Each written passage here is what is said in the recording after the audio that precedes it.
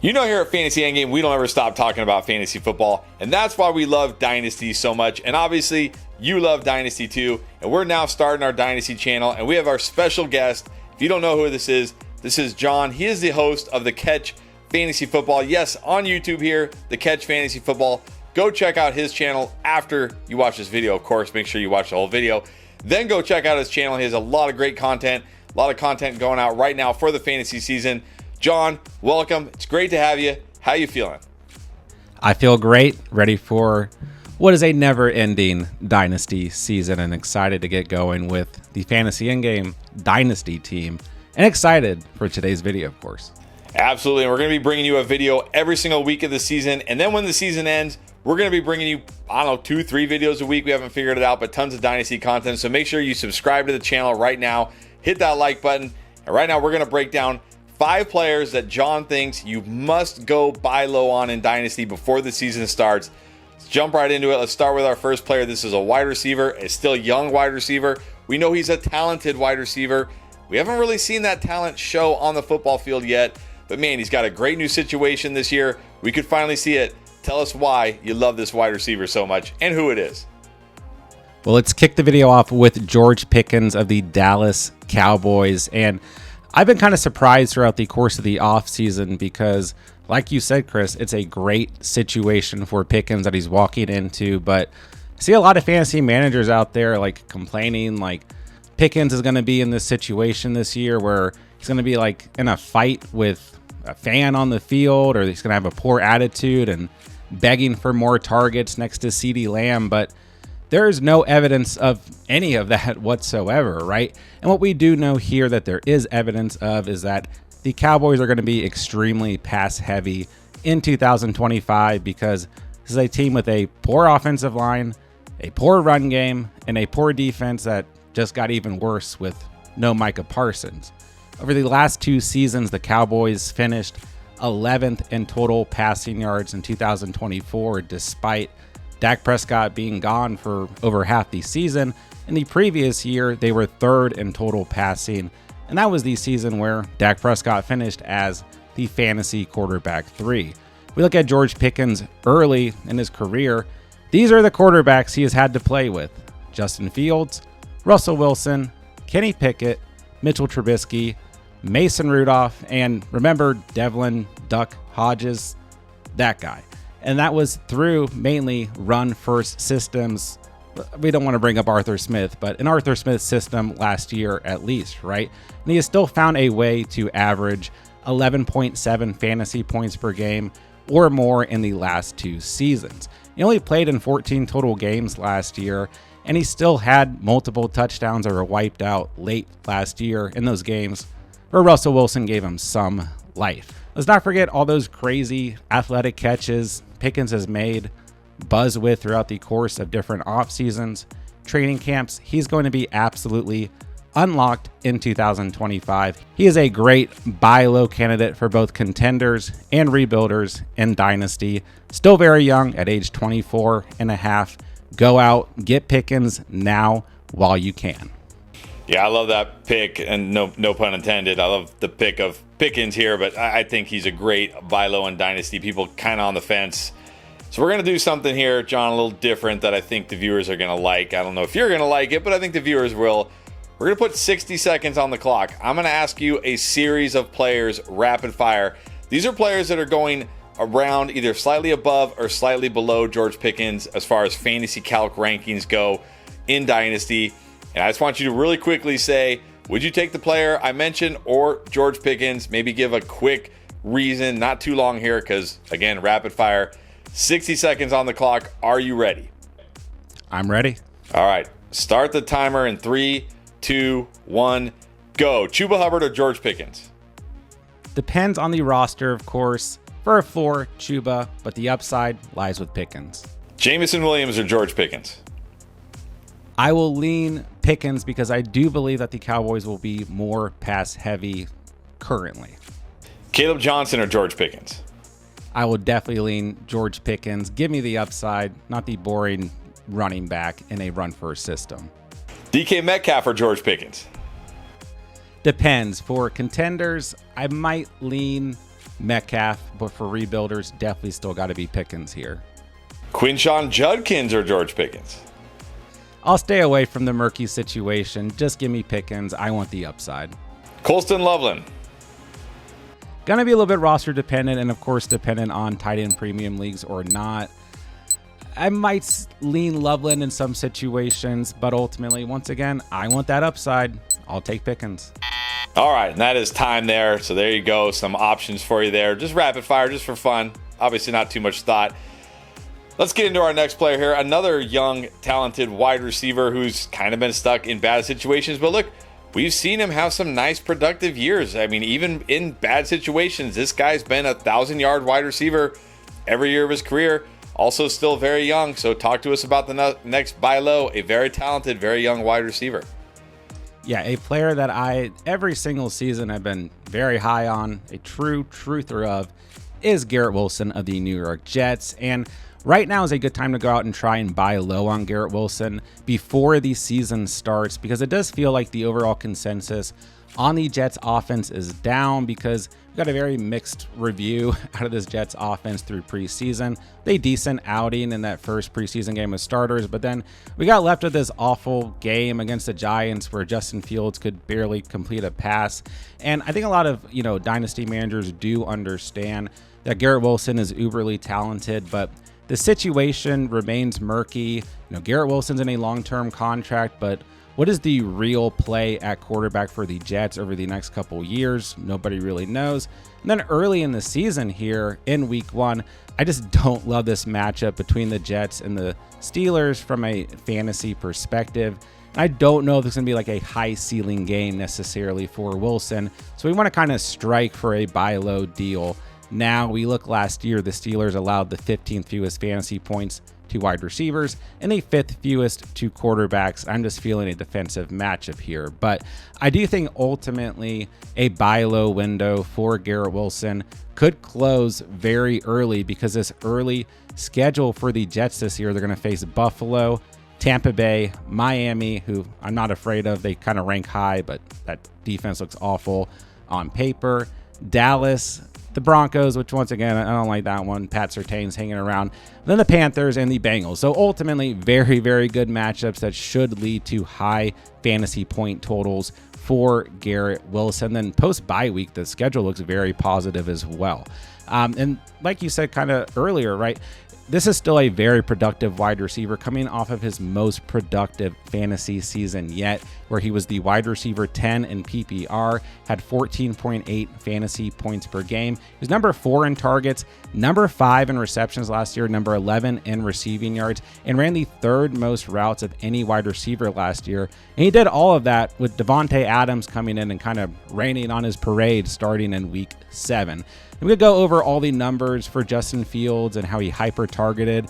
DJ Moore in 2023 made him the wide receiver 6 in PPR, number 1 in route participation that year. Overall, incredible stats for DJ Moore in 2023. And I think a season like that could be in the books for Garrett Wilson this year. If you're worried about Fields in 2025, don't forget that 2023 season, Fields only threw for just over 2,500 passing yards and 16 passing touchdowns. This is the true number 1 wide receiver for the Jets. We're looking at Breece Hall, Mason Taylor, Josh Reynolds as the next receiving options here. Go out, take advantage of this buy low window now on Garrett Wilson before it's too late in the season. Whether you are a rebuilder or a contender, this is a wide receiver coming into his prime at age 25 who you should absolutely try to trade for right now. All right, I agree. I mean, I think this is probably the lowest we've ever seen Garrett Wilson's dynasty value. Great time to strike. And even if he doesn't smash this year, even though I like him this year, you got to think at some point he's going to get a real QB, and we're going to see the absolute ceiling of Garrett Wilson. So I love that pick. All right, are you ready? Once again, going to put 60 seconds on the clock, run through these players. You ready? Let's do it. All right. 3, 2, 1.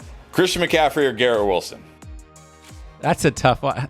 Some rebuilders, I might take CMC, but ultimately, wide receiver position for me, more value overall in Dynasty. I'll lean Garrett Wilson. All right, the rookie, Ted McMillan or Garrett Wilson? That is a very close call. but I will still take the proven talent in Garrett Wilson. Some rebuilders, I'll lean T-Mac, though. Young running back Chase Brown or Garrett Wilson? Listen, once again, I love Chase Brown, but when it comes to Dynasty, the wide receiver position has the most longevity. I'll lean Garrett Wilson. Kyron Williams or Garrett Wilson? Same answer for me when it came to Chase Brown. And I'm a big Kyron truther, by the way, but I will lean Garrett Wilson ultimately. A.J. Brown? Okay, very close. I will go A.J. Brown, maybe because, once again, I'm a A.J. Brown truther. Extremely close, splitting hairs, though. Josh Jacobs? I will take Garrett Wilson. All right, that's time for that one. So there you go. All right, let's move on to a running back now. Maybe not one you're thinking about, though, because he's kind of a handcuff, but maybe not a handcuff, but definitely has upside. He's in a great system this year. I mean, we've talked about this Clint Kubiak system a ton. Whoever the RB1 here is going to smash. So tell me why you're taking one of the Seattle running backs as a buy low, but maybe not the one people are thinking about. Yeah, and I've gone through the course of the offseason really calling Zach Charbonnet the most elite handcuff in fantasy football. And some of that may have been inspired by you, Chris, and your kind of love in the offseason for Kenneth Walker and, like you said, this Clint Kubiak system. But what we do know about Kenneth Walker is that he has had a pretty extensive injury history, and that has led throughout the course of the offseason of a lot of murmurs and talk about Zach Charbonnet's potential uptick in usage. And we've seen some of that throughout training camp because Kenneth Walker has been dealing with an injury throughout the course of training camp. And we look in the 5 games last year that Walker missed. Charbonnet had double-digit fantasy points in each and every one of those games, and he averaged 21.2 fantasy points per game in those 5 games. And that was before Clint Kubiak was the offensive coordinator for the Seahawks. We looked at 2024 for the Saints, where Clint Kubiak was the offensive coordinator. Alvin Kamara was number 2 in receiving yards last year, number 2 in receptions, number 5 in fantasy points per game, number 1 in expected fantasy points per game, number 1 in target share, number 6 in routes ran, and the RB9 in PPR scoring last year. And we look back to the previous season, before that, 2023, Clint Kubiak was the passing game coordinator for the San Francisco 49ers. Christian McCaffrey was by and large the RB1 in 2023. So I do believe that both Kenneth Walker and Zach Charbonnet, have the potential to be true league winners in 2025. But if Walker is to miss time, Charbonnet could absolutely run away with that luxury. He's had pass catching ability. He's logged over 33 catches and 200 or more receiving yards in each of the last 2 seasons. And I was kind of surprised to see he was the RB2 in total routes ran in 2024 amongst all running backs, right? And he still had Walker in front of him for most games last year.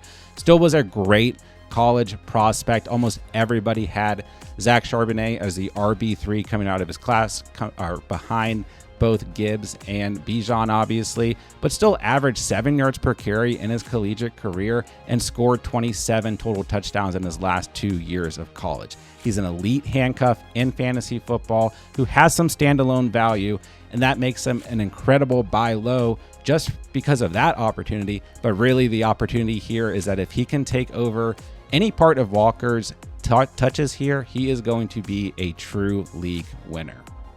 Yeah, I love that pick. And if you guys happen to watch my 5 running backs go nuclear, I put Kenneth Walker and Zach Charbonnet on there together and said, hey, if you can, draft both these guys because, like you said, whoever's the RB1 in this offense is going to go nuclear. But you know what we're going to do? We're going to rapid fire players. Are you ready?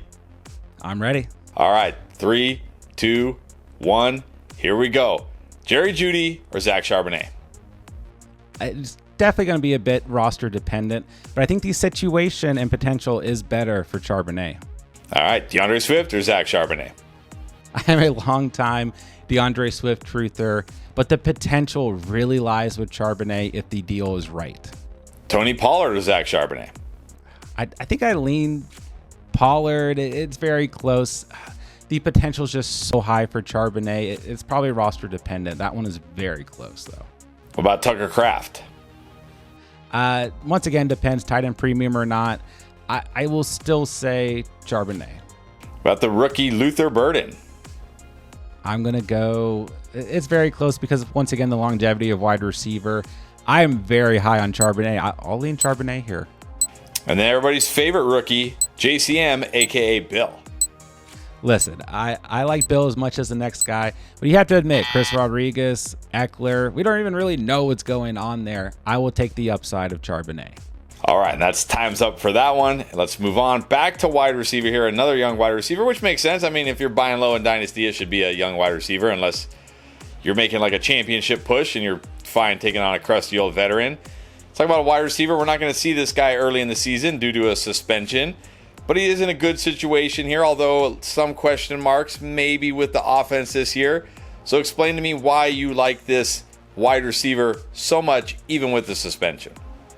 Yeah, I am a big fan of going out and targeting Jordan Addison as a player that we should definitely be considering right now, because when players are down, it is always smart to try and trade for them. And 3-game suspension is almost as bad as it can get. I mean, Rashee Rice, maybe that's worse, right?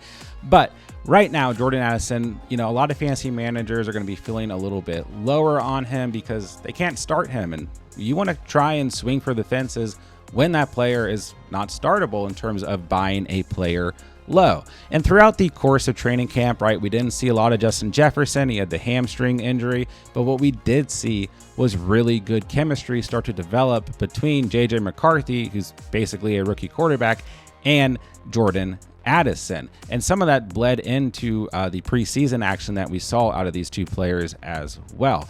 And ultimately, he's still going to walk into a ton of volume when he is on the field in week 4. I know, elephant in the room, Adam Thielen's on this team, and I think that's fine and everything. He knows the system somewhat, all that stuff. But Jordan Addison is still the more talented player. And honestly, I think, if we look at JJ, TJ Hawkinson, Adam Thielen being on the field with Addison, I think that's a good thing for Jordan Addison, less defensive pressure ultimately. So I'm not worried about Adam Thielen, in case you guys are wondering. And ultimately, Jordan Addison will be walking into a bit of a tough stretch in terms of the strength of schedule at Pittsburgh, at Cleveland, a bye week, Philly, at the Chargers, at Detroit, Baltimore, Chicago, at Green Bay, at Seattle. Doesn't sound very enticing on paper. I still think he can show up in a lot of those matchups, but what I really like about Addison's schedule this year is the end of the season, that home stretch, weeks 14 through 17. He'll get the Commanders, the Cowboys, the Giants, the Lions.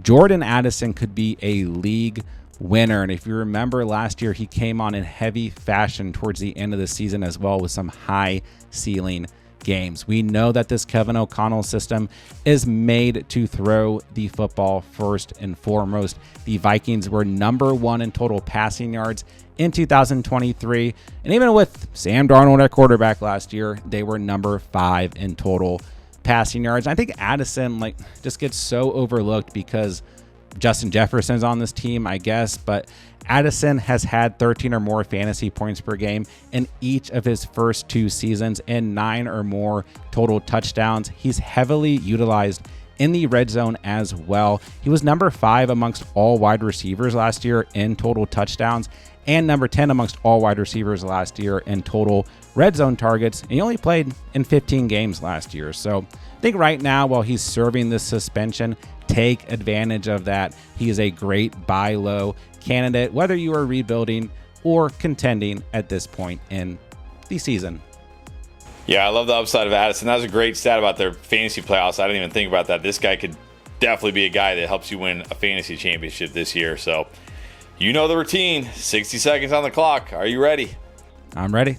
All right, 3, 2, 1. Ricky Pearsall or Jordan Addison? I think I still lean Ricky Pearsall here. It's close, but I'll go Pearsall. Zay Flowers. I'll very close. I'll lean Jordan Addison because I think there's more upside due to the system. No Derrick Henry run first system. All right, taking the vet, Tyreek Hill or Jordan Addison? For most teams, Jordan Addison, I think in some contending situations, the right trade, Hill is still fine. All right, DJ Moore or Jordan Addison?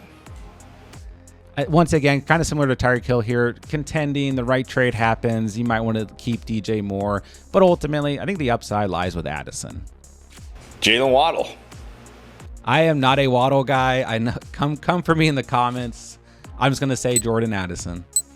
All right, what about another vet wide receiver, Devontae Adams? Once again, contenders. I think Adams may have more value in the short term, but long term, I'm still going to say Addison here. All right, and that is time. And let's move on to our last player, another wide receiver. And you know what? I've been kind of keeping the players a mystery, but not anymore. Cokeheads unite. Let's do it. Jalen Coker. Yeah, unfortunately going to miss the start of the season on IR. So tell me, why do you still like Jalen Coker so much as a buy low in Dynasty? Let's go Cokeheads. And, maybe it doesn't feel like, all the hype that the Cokeheads had for, 2 or 3 days before the injury happened. It kind of feels like it's diminished a bit. And ultimately, once again, similar to Jordan Addison here, when a player is injured and they're on IR, the pendulum is swinging, and we want to take advantage of that when it comes to buy low opportunities. So I think it's a great time if you have had the belief in Jalen Coker to go out and try and trade for him while he is on IR. The Panthers showed enough confidence in Jalen Coker to trade away Adam Thielen and to make Jalen Coker the true slot wide receiver in this system. And don't forget, this is a good offensive system under head coach Dave Canales. And this is the same system that Dave Canales led Chris Godwin to 130 targets, 83 catches, and over 1,000 receiving yards out of the slot in 2023. Jalen Coker could be walking into that kind of opportunity when he is back and healthy on the field. We look at his reception perception chart from Matt Harmon. It is a very good chart overall. It's not the best, but there's still a lot of green here. And most importantly, a lot of green on a lot of different routes that you want to see from slot wide receivers. And ultimately, while the injury does feel like a bit of a setback here in terms of momentum, he is still one of the most talented wide receivers on this roster, and I would say much more talented than Hunter Renfrow, who they had to sign off of the practice squad. You look to last year, in games where Jalen Coker had 4 or more targets, he had double-digit fantasy performances in 4 out of 6 of those, with a ceiling of 21 fantasy points scored.